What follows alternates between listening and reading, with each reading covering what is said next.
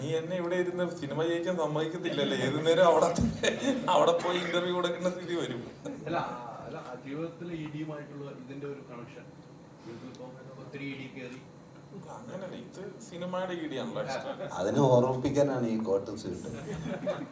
ഇത് സിനിമയുടെ ഇടിയാണ്. അതായത് ഇപ്പം നമുക്ക് ചുമ്മാ ഇപ്പം നമ്മൾ എപ്പോഴും ഒരു പേടിയോടെ അല്ലെങ്കിൽ നമുക്ക് ഒരു റെസ്പെക്റ്റോടെ അല്ലെങ്കിൽ അങ്ങനെ ഒരു കാണേണ്ട ഒരു കാര്യമാണ് ഇ ഡി എന്നുള്ളത്. നമ്മൾ കേട്ടിട്ടുള്ള ഒരു ഇ ഡി എന്ന് പറയുന്നത്. ഇതിപ്പം അതുകൊണ്ടിട്ടാണ് അത് ആ ഇ ഡി ആയിട്ട് യാതൊരു ബന്ധവുമില്ല എന്ന് നമ്മൾ ഒരിക്കൽ കൂടെ വീണ്ടും വീണ്ടും ഓർമ്മിക്കുന്ന വിധത്തിലാണ് നമ്മൾ എക്സ്ട്രാ ഡീസന്റ് എന്ന് കാണാം. കാരണം നാളെ അവിടെ നിന്ന് ലെറ്റർ വരാൻ പാടില്ലല്ലോ. നല്ല ഹിറ്റൊക്കെ ആയി കഴിയുമ്പോൾ വരട്ടെ, ഇൻകം ടാക്സോ ഇ ഡിയോ ആർക്ക് വേണേലും വരാമല്ലോ. സുരാജേട്ടനൊരു ടൈറ്റിൽ കൊടുക്കുകയാണെന്നുണ്ടെങ്കിൽ ഇപ്പൊ ഇത്രയും പേര് പറഞ്ഞതിനകത്ത് എല്ലാവരും പറഞ്ഞത് സുരാജേട്ടൻ ഒരു അൺപ്രഡിക്റ്റബിൾ സ്റ്റാർ എന്നല്ല, അങ്ങനെ ഒരു ടൈറ്റിൽ കൊടുക്കാൻ പറ്റുമോ? ഇല്ല, ഞാൻ ദശമൂലം ദാമു, അതാണ് നമ്മൾ കൂടുതൽ കണ്ടിട്ടുള്ളത്. ഞാൻ പേഴ്സണലി ഭയങ്കരമായിട്ട് ചിരിച്ചിട്ടുള്ള ഒരു ക്യാരക്ടർ എന്ന് പറയുന്നത് അതാണ്. അപ്പം അങ്ങനെ ഒരു സ്ക്രിപ്റ്റ് എഴുതി വരുവും അങ്ങനെ ഒരു ക്യാരക്ടറിനെ ഡെവലപ്പ് ചെയ്ത് വരുമൊക്കെ ചെയ്ത് സുരാജേട്ടൻ ഇങ്ങനെ ഒരു സംഭവം റെഡി ആയിട്ടുണ്ടെന്ന് പറയുകയാണെങ്കിൽ നമ്മൾ ഭയങ്കര സന്തോഷത്തോടെ ആ ക്യാരക്ടർ ഒരു സിനിമയാക്കി മാറ്റുമ്പോൾ അതിൻ്റെ പാർട്ടാവാനായിട്ട് നോക്കും. കാരണം ഞാൻ ഒരുപാട് ചിരിച്ചിട്ടുള്ള ഒരു സിനിമയിലെ ഒരു ക്യാരക്ടറാണ്.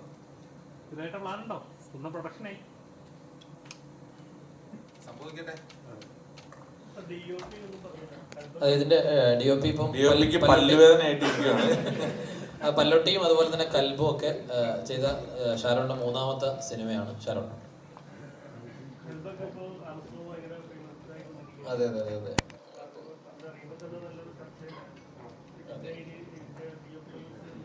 ആക്ച്വലി ഇത് എൻ്റെ 3rd ഫിലിമാണ്. അപ്പോൾ 2 ഫിലിമും ഭയങ്കര ഡിഫറെൻറ്റ് കൈൻഡ് ഓഫ് നമ്മളൊരു വൈസിറ്റി ആണ് ഷൂട്ട് ചെയ്തത്. അപ്പം ഇതും അതുപോലെ തന്നെ ഇപ്പോൾ കൽബാണെങ്കിലും ഭയങ്കര ബ്യൂട്ടിഫുൾ ഫ്രെയിംസ് ആണ് അതിൽ. പക്ഷെ ഇതിലേക്ക് വരുമ്പോൾ നമുക്ക് കഥയ്ക്ക് എന്താണ് ഇത് അങ്ങനെയാണ് ഷൂട്ട് ചെയ്തേക്കുന്നത്. കഥയ്ക്ക് എന്താണ് വേണ്ടത് ആ രീതിയിലുള്ളൊരു ഫ്രെയിമുകളും നന്നായി വന്നിട്ടുണ്ടെന്നാണ് വിശ്വസിക്കുന്നത്. കാര്യം ഫീഡ്ബാക്ക് ഉണ്ട്, നല്ല ഫീഡ്ബാക്ക് ഉണ്ട്.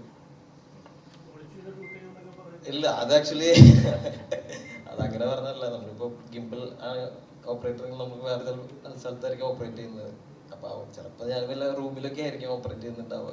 അതുകൊണ്ടാണ് അങ്ങനെ പറഞ്ഞത്. അതൊന്നും സെൻസർ ചെയ്ത് കിട്ടത്തില്ല, ഒളിച്ചിരുന്ന് ഷൂട്ട് ചെയ്യുന്നതൊക്കെ.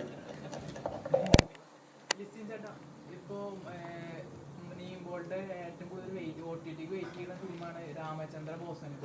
അപ്പോൾ അത് കുറെ ആയി പെൻഡിങ്ങിൽ വരുന്നത്. ഇനി എന്നാണ് വരാൻ ചാൻസ്? ഞാനും അതെ, കുറെ നാളായി വെയിറ്റ് ചെയ്യുന്നു, പോകുന്നില്ലല്ലോ എന്നോർത്ത്. അത് നമുക്ക് വിൽക്കാനായിട്ട് ഈവൻ പറ്റിയില്ല. ബിസിനസ്സിൽ ഉണ്ടല്ലോ ഈ അപ്പ് ആൻഡ് ഡൗൺസ് ഉണ്ടല്ലോ. അപ്പോൾ അതുകൊണ്ടിട്ട് അത് നമുക്ക് നേരത്തെ കൊടുക്കാവുന്ന വലിയൊരു എമൗണ്ടിന് കൊടുക്കാവുന്നതായിരുന്നു. അപ്പം അത് നമ്മളിങ്ങനെ നെഗോഷിയേറ്റ് ചെയ്ത് ഇരിക്കുമ്പോൾ അത് സാധിച്ചില്ല. അതാണ്, അതുകൊണ്ടിട്ട് കൊടുക്കാനായിട്ട് ഈവൻ പറ്റിയില്ല. പിന്നെ നമ്മൾ അന്ന് ഒരു വലിയ എമൗണ്ട് പ്രതീക്ഷിച്ചു, അതിനോട് അനുബന്ധിച്ചൊരു വില നമുക്ക് പറഞ്ഞതാണ്. അപ്പോൾ അത് കൊടുത്തില്ല. പിന്നെ വെയിറ്റ് ചെയ്ത് കഴിഞ്ഞപ്പോൾ സിനിമ അത്രയും റിസൾട്ട് കിട്ടാത്ത സ്ഥിതിക്ക് നമ്മളിങ്ങനെ വെയിറ്റ് ചെയ്യേണ്ടി വന്നു. പിന്നെ നമുക്ക് വിലയൊട്ടും മാച്ച് ആവാത്തത് കൊണ്ടിട്ട് അതങ്ങനെ നമ്മൾ സേവ് ചെയ്ത് വെച്ചേക്കും.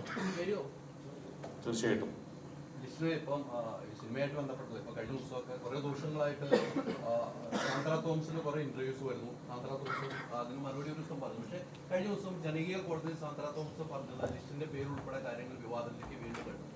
ഇതൊരു നിർമ്മാതാക്കളുടെ സംഘടനയുടെ ഒരു തലപ്പത്ത് ഇരിക്കുന്ന ആളെന്ന നിലയിലാണ് ഇപ്പോൾ ഈ ചോദ്യം ഉന്നയിക്കുന്നത്. മറുപടി പറയുമെങ്കിൽ മാത്രം പറഞ്ഞാൽ മതി, അനുവാദത്തോട് ചോദിക്കും. കഴിഞ്ഞ ദിവസം സാന്ദ്ര പറഞ്ഞ പ്രധാനപ്പെട്ട ഒരു പോയിന്റ്, സാന്ദ്രയുടെ ഒരു സിനിമ അവിടെ ചർച്ചയ്ക്ക് വന്നപ്പോൾ ആന്റോ ജോസഫ് തട്ടിയെടുത്തു. അതേ പാത തന്നെയാണ് ലിസ്റ്റിന് ഇപ്പോൾ തുടരുന്നത്. ഇതെല്ലാം കണ്ടാണ് ലിസ്റ്റ് വന്നത്. അതേ പാതയിലേക്ക് ലിസ്റ്റ് മാറുന്നു തോന്നുന്നുവെന്ന് സാന്ദ്ര തോമസ് ജനകീയ കോടതിയിൽ ഒരു പരാമർശം ഉന്നയിച്ചിട്ടുണ്ട്. അതെങ്ങനെയാണ്, എന്താണ് ഇതിന്റെ സത്യാവസ്ഥ, എന്താണ് ഇങ്ങനെ സാന്ദ്ര പറയുന്നത്? അതായത് എന്താണ് ചോദ്യം? അതായത് ഞാൻ സിനിമ തട്ടിയെടുത്തു ആ പാതയിലേക്ക് ലിസ്റ്റിൽ പോകുന്നു, അത് എന്താണ് ആൾ ഉദ്ദേശിച്ചേക്കുന്നതെന്ന് നമുക്കറിയത്തില്ല. ആ പാതയിലേക്ക് പോകാന്ന് പറഞ്ഞു കഴിഞ്ഞാൽ ഞാൻ വേറെ ഏതെങ്കിലും സിനിമകൾ എടുത്തുന്നാണോ? അതാണോ? ആ രീതിക്കാണ് ജനകീയ കോടതിയിൽ പറഞ്ഞത്. എന്താണ് അത്തരം ഒരു പരാമർശം ലിസ്റ്റിനെതിരെയൊക്കെ പരാമർശം? ലിസ്റ്റിന് അത് സമൂഹത്തിൽ നിൽക്കുന്ന നല്ലൊരു പ്രൊഡ്യൂസറാണ്, ഞങ്ങൾക്ക് ഇഷ്ടപ്പെടുന്ന പ്രൊഡ്യൂസർ, ഇഷ്ടംപോലെ സിനിമ ചെയ്യുന്നു, അത്തരം ഒരു ആരോപണം വരികയാണ് ലിസ്റ്റിനെതിരെ. അല്ല അങ്ങനെയല്ല, ഇപ്പം സാന്ദ്ര എൻ്റെ ഒരു കാര്യം ഇതുവരെ പറഞ്ഞിട്ടില്ലായിരുന്നു ആക്ച്വലി. ഇപ്പം ഇന്നലെ ഇങ്ങനെ ഒരു കാര്യം പറഞ്ഞത്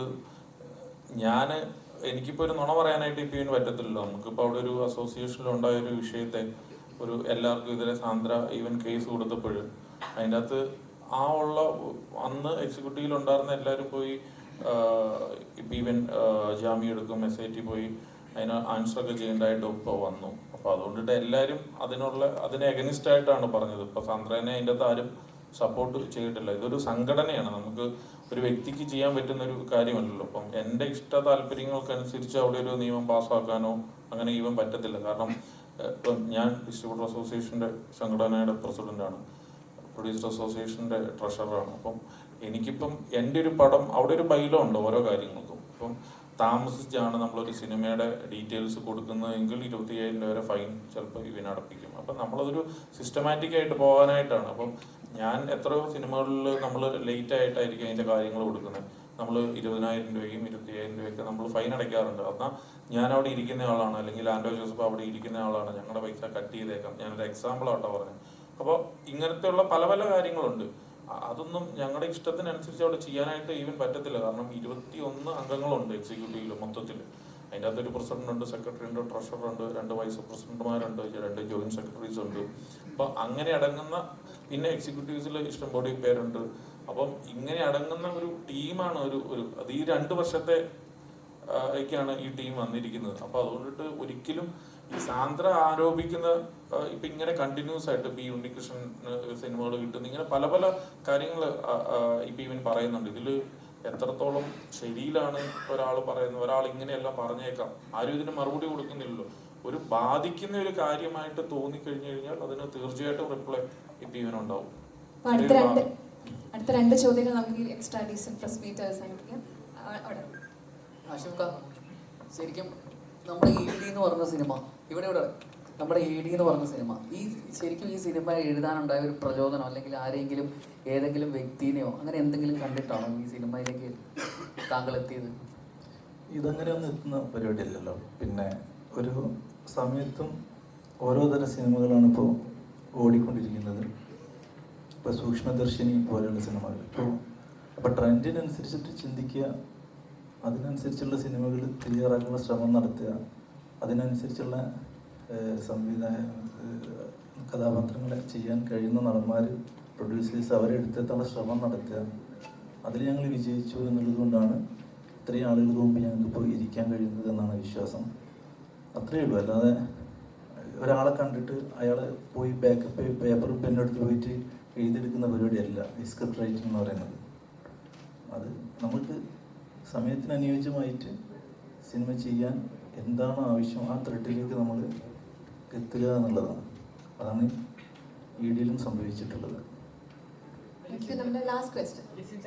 ഇപ്പോൾ പലപ്പോഴും ഈ വലിയ IPL വരുന്ന പടങ്ങളൊക്കെ പരാജയപ്പെടുന്നുണ്ട്. ഇപ്പോൾ അന്യഭാഷ ചിത്രങ്ങളാണ് കൂടുതലായിട്ട് അങ്ങനെ വരുന്നത്. ലിസ്റ്റിൻ ചേട്ടനാണ് കുറെ പടങ്ങൾ ഷൂട്ട് ചെയ്യുന്നത്, ഇപ്പൊ അങ്ങനെ ചെയ്യുന്നില്ല. എന്താണ് ഇതിന് കാരണം? ഇപ്പോ പല സിനിമകളും ഓവർ റേറ്റഡ് ആയിട്ടാണ് പോകുന്നത്. നമ്മളൊക്കെ ഈ വലിയ റിസ്ക് എടുത്തിട്ടാണ് സിനിമകൾ എടുക്കുന്നത്. കാരണം നമ്മളെ വിജയുടെയൊക്കെ കണ്ടിന്യൂസ് 3-4 സിനിമകൾ ഞാൻ തന്നെയാണ് ചെയ്തിരുന്നത്. അപ്പോഴൊക്കെ എന്താണെന്ന് വെച്ച് കഴിഞ്ഞാൽ അതിനൊരു റേറ്റ് ഉണ്ടാവും. നമ്മൾ മാക്സിമം സിനിമകൾ ഒരു MG രൂപത്തിൽ ഒരു നിശ്ചിത എമൗണ്ട് കൊടുത്തിട്ട് നമ്മൾ വാങ്ങണം. ഇപ്പം എന്ന് പറഞ്ഞു കഴിഞ്ഞാൽ വേറെ ആൾക്കാരൊക്കെ വന്നിട്ട് ഭയങ്കരമായ ഭീമമായിട്ടുള്ള വില കൊടുത്ത് വാങ്ങും. അതിനോട് നമുക്ക് കോമ്പീറ്റ് ചെയ്യാനായിട്ട് പറ്റത്തില്ല. കാരണം ഒറ്റ ദിവസത്തെ റിസൾട്ടിന് വേണ്ടിയിട്ടാണല്ലോ ഈ കോമ്പീറ്റ് ചെയ്യുന്നതെന്നുള്ളൊരു കാര്യം നമുക്ക് തോന്നുന്നുണ്ട്. കാരണം ഇപ്പോൾ റീസെൻ്റ്ലി അങ്ങനെ ഇറങ്ങി വന്ന പല സിനിമകളും വൻ പരാജയമാണ് ആവുന്നത്. അപ്പം അങ്ങനെ എടുക്കുന്ന 1-2 സിനിമകളുടെയൊക്കെ ലോസ് എന്ന് പറയുന്നത് 10-15 കോടി രൂപ ലോസ് ഉണ്ട്. അപ്പം അങ്ങനെ ഒരു 2 ലോസ് വന്നു കഴിഞ്ഞാൽ പിന്നെ നമുക്ക് സിനിമ ഫീൽഡിൽ തന്നെ നിൽക്കാനായിട്ട് ഈവൻ പറ്റൂല. അതുകൊണ്ടിട്ടാണ് നമ്മൾ അതിൽ നിന്നൊന്ന് മാറി നമ്മൾ വിശ്വസിക്കുന്ന കണ്ടന്റുകളിൽ വിശ്വസിക്കുക, കണ്ടന്റ് നല്ലതായിട്ടുള്ള സിനിമകൾ നിർമ്മിക്കുക എന്നുള്ളൊരു ഇതിലേക്ക് വന്നേക്കുന്നത്. പിന്നെ നമുക്ക് ഡിസ്ട്രിബ്യൂഷൻ അങ്ങനെ കിട്ടുന്ന സിനിമകൾ മാത്രം നമ്മൾ ചെയ്യുക. പിന്നെ ഈ ഹൈപ്പ് കൊടുത്ത് വരുന്ന സിനിമകൾക്ക് നമ്മൾ അതുപോലെ എന്താ പറയുക, കണ്ടന്റ് അതിൻ്റെ അകത്ത് ഇല്ലെങ്കിൽ തിയേറ്ററിൽ ഉറങ്ങിപ്പോകും. വെളുപ്പിന് 4 മണിക്കൊക്കെ വെക്കുന്ന ഷോകളിൽ ഭയങ്കരമായിട്ടുള്ള ഉറക്കങ്ങൾ സംഭവിക്കുന്നു.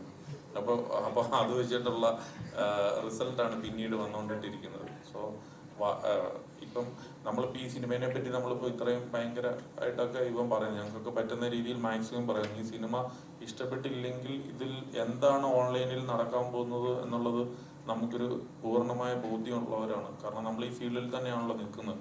സോ സിനിമയ്ക്ക് എന്തെങ്കിലും ഉണ്ട്, ഇതിൻ്റെ അകത്ത് എന്തെങ്കിലും ഒരു കരുത്തുറ്റ സംഭവങ്ങളുണ്ടെന്ന് തോന്നുന്നതിനെയാണ് നമ്മൾ കുറച്ചും കൂടെ ഒരു എക്സ്പോസ് ചെയ്ത് നമ്മൾ പറയാറ്. അപ്പോൾ അല്ലാത്തൊരു കാര്യത്തെപ്പറ്റി പറയുകയാണെങ്കിൽ തീർച്ചയായിട്ടും അത് റിവേഴ്സ് ഗിയറിൽ തിരിച്ചു വരും എന്നുള്ള പൂർണ്ണ ബോധ്യമുണ്ട്. സിനിമ ഇനി ഇറങ്ങാനായിട്ടൊരു 3 ദിവസം കൂടെ മാത്രമേ ഉള്ളൂ. ഈ സിനിമ 100% ഞങ്ങൾക്ക് ഉറപ്പുണ്ട് ഇതൊരു മികച്ച നല്ല സിനിമയായിരിക്കും. സക്സസ് എന്ന് പറയുന്ന ഒരു സംഭവം ഏത് രീതിയിൽ എത്രത്തോളം പോയി അതിനെ ടച്ച് ചെയ്യും എന്നുള്ളത് അറിയില്ല. ഇപ്പം 50 കോടിയാണോ 25 കോടിയാണോ 100 കോടി, പക്ഷെ ഇതൊരു വൺ ഓഫ് ദ ബെസ്റ്റ് സിനിമയായിരിക്കും. ഞാൻ നിർമ്മിച്ച അല്ലെങ്കിൽ മാജിക് ഫ്രെയിംസിന്റെ ബാനറിലായിക്കോട്ടെ, വിലാസിനി സിനിമാസിന്റെ ബാനറിലായിക്കോട്ടെ, ഞങ്ങൾക്ക് ഒരു അഭിമാനിക്കാവുന്ന സിനിമ. ഇറ്റ്സ് എ ഗുഡ് ഫിലിം എന്ന് എല്ലാവരും പറയുന്ന തരത്തിലുള്ള ഒരു സിനിമയായിരിക്കും എന്നാണ് ഞാൻ വീണ്ടും ആവർത്തിച്ച് പറയുകയാണ്. ഇത് സുരാജ് വെഞ്ഞാറമൂട് എന്ന് പറയുന്ന അഭിനേതാവിന്റെ കരിയറിലെ വൺ ഓഫ് ദ ബെസ്റ്റ് സിനിമയായിരിക്കും എന്നുള്ളത് ഞാൻ എംബോസിഷൻ എഴുതിയ സ്കൂൾ ടൈമിൽ മാത്രമേ ഉള്ളൂ. പക്ഷെ വീണ്ടും അത് റിപ്പീറ്റ് ചെയ്ത് പറയുകയാണ്, ഇതൊരു വൺ ഓഫ് ദ ബെസ്റ്റ് സിനിമയായിരിക്കും എന്നുള്ള കാര്യത്തിൽ യാതൊരു സംശയവുമില്ല. തീർച്ചയായും നമുക്ക് ഒരുപാട് പ്രതീക്ഷ നൽകുന്ന നല്ലൊരു പ്രോമിസ് കൂടിയാണ്. ഇവിടെ ലാസ്റ്റ് ക്വസ്റ്റ്യൻ അവിടെ ശ്യാമനോട് ഒരു ക്വസ്റ്റ്യൻ ചോദിക്കാൻ എന്ന് പറയുന്നത്, തീർച്ചയായിട്ടും സ്റ്റാറുകൾ തൂക്കുന്നുണ്ട് ഇഷ്ടം കൂടി ക്രിസ്മസിന്. അതിന്റെ കൂടെ ഇഡി വന്ന് നമ്മളെ തൂക്കാതിരുന്നത്, പക്ഷെ നമ്മള് ഇഡിനെ തൂക്കും എന്നുള്ള ഒരു പ്രതീക്ഷ കൊണ്ടിട്ടാണ് ജനുവരി 10-ാം തീയതി റിലീസിനിരുന്ന സിനിമ പ്രീപോണ്ട് ചെയ്ത് നമ്മൾ ഡിസംബർ 20-ാം തീയതി മറ്റ് സിനിമകൾക്കൊപ്പം മത്സരിച്ച് ഒരു റിസൾട്ട് കൊണ്ടുവരാൻ പറ്റുമോ ഇല്ലയോ എന്നുള്ള നോക്കാന്ന് പറയുന്നത് ഇതൊരു ചലഞ്ചിങ് ആയിട്ടുള്ള കാര്യമാണ്. നമുക്കൊരു ആവശ്യമില്ലാത്ത കാര്യമാണ്. ആക്ച്വലി നമുക്ക് തനിയായിട്ട് റിലീസ് ഉള്ളപ്പോൾ നമ്മളൊരു ഡിസ്ട്രിബ്യൂഷൻ ചെയ്യുന്ന ഒരു നല്ലൊരു കമ്പനിയാണ്. അപ്പോൾ അതുകൊണ്ടിട്ട് നമുക്ക് അങ്ങനെ സിംഗിൾ റിലീസ് കിട്ടുന്ന ഡേറ്റ് നോക്കി റിലീസ് ചെയ്യാനായിട്ട് PVN പറ്റും. അല്ലെങ്കിൽ മറ്റ് സിനിമകൾ ഒപ്പം ഉണ്ടെങ്കിൽ അവരോടൊക്കെ പറഞ്ഞ് നമുക്കൊരു മ്യൂച്വൽ അണ്ടർസ്റ്റാൻഡിങ്ങിൽ റിലീസ് ചെയ്യാൻ പറ്റും. ഞാൻ ഈ ആഴ്ച ചെയ്യാം, നിങ്ങൾ അടുത്ത ആഴ്ച ചെയ്യുന്നൊക്കെ പറഞ്ഞ് ഒരു കോമ്പറ്റീഷൻ ഒഴിവാക്കിയൊക്കെ ഞങ്ങൾക്ക് സിനിമകൾ ചെയ്യാനായിട്ട് പറ്റും. പക്ഷെ അതൊക്കെ ഒഴിവാക്കി ഡിസംബറിന് തന്നെ ഇങ്ങനത്തെ ഒരു കൊച്ചു സിനിമയെ 20-ാം തീയതി വന്ന് പ്ലേസ് ചെയ്യാം എന്ന് തീരുമാനിച്ചത് ഈ സിനിമയോടുള്ള 100% വിശ്വാസം കൊണ്ടിട്ട് തന്നെയാണ്. നോക്കാം. ശ്യാമേട്ടാ, അപ്പോൾ ശ്യാമേട്ടൻ അഭിനയിച്ച സിനിമകളെല്ലാം തന്നെ സൂപ്പർ ഹിറ്റ്. അതായത് പ്രേമലു സൂപ്പർ ഹിറ്റ്, അമരനാണെങ്കിൽ പ്രേക്ഷകരെ ഒരുപാട് ഇഷ്ടപ്പെട്ട ഒരു സിനിമ. അപ്പോൾ ഇനി ബർത്ത്ഡേയും കൂടെ വരുന്നതെന്ന് പറഞ്ഞു അന്ന് നമ്മൾ ED റിലീസ് ചെയ്യുന്നു. എന്താണ് എക്സ്പെക്റ്റേഷൻ? ഒരു സൂപ്പർ ഹിറ്റ് ആയിരിക്കും അതിനേക്കാളും വലിയൊരു ഹിറ്റ്? ഞാൻ നേരത്തെ പറഞ്ഞ തമാശയാണ്. ഞാൻ അഭിനയിച്ചുകൊണ്ട് സൂപ്പർ ഹിറ്റായ പടമൊന്നുമല്ല, നല്ല സിനിമകളായതുകൊണ്ട് പടങ്ങൾ ഹിറ്റായി അതിന്റെ ഭാഗമാകാൻ എനിക്ക് സാധിച്ചു എന്നുള്ളതാണ്. ED ആണെങ്കിൽ ഈ പറഞ്ഞ പോലെ ഒരു നല്ല സിനിമയാണെന്ന് തന്നെയാണ് എൻ്റെ വിശ്വാസം. ഇപ്പോഴത്തെ ഒരു ട്രെൻഡ് വെച്ചിട്ട് കുറച്ചെങ്കിലും നല്ല സിനിമയാണെങ്കിൽ ആൾക്കാർ അത് ഏറ്റെടുക്കുന്നുണ്ട്. ചിലപ്പോൾ ഒരു ചെറിയ സിനിമയായിരിക്കാം, വലിയ സിനിമയായിരിക്കാം, അധികം വലിയ പ്രൊമോഷനൊന്നും ഇല്ലാണ്ട് വന്ന ചില ചെറിയ സിനിമകൾ പോലും അടുത്ത കാലത്ത് ആൾക്കാർ ഭയങ്കരമായിട്ട് പറഞ്ഞ് ഭയങ്കര ഹിറ്റായിട്ടുണ്ട്. അപ്പോൾ എനിക്ക് തോന്നുന്നു EDയുടെ ഒരു പ്രത്യേകത എന്ന് പറയുന്നത് എൻ്റെ കഥയും പെർഫോമൻസും തന്നെയാണ്. അപ്പോൾ എല്ലാവർക്കും എൻ്റെ ശബ്ദം മാറി, എനിക്ക് നല്ല ജലദോഷവും പനിയും. അപ്പോൾ അതുകൊണ്ട് തന്നെയാണ് എനിക്ക് ഈ സിനിമയുടെ ഒരു ഭാഗമാവാൻ സാധിച്ചു എന്നുള്ളത് തന്നെയാണ് ഏറ്റവും വലിയ സന്തോഷം. അപ്പം ഈ വർഷം തന്നെ പ്രേമലു, അമരൻ, അതിൻ്റെ ഒപ്പം ED പോലൊരു സിനിമയുടെ ഭാഗമാവാൻ സാധിച്ചു എന്നുള്ളൊരു സന്തോഷമുണ്ട്. ആ പടവും ഈ പറഞ്ഞ പോലെ 50 കോടി 100 കോടിയെല്ലാം പോകും ആഗ്രഹിക്കുന്നു. നമ്മളെല്ലാവരും ആഗ്രഹിക്കുന്നു നമ്മുടെ പടം വലിയൊരു സക്സസ് ആവണം. അത്ര തന്നെയാണ് നമ്മുടെ ആഗ്രഹം. Thank you very much all of you.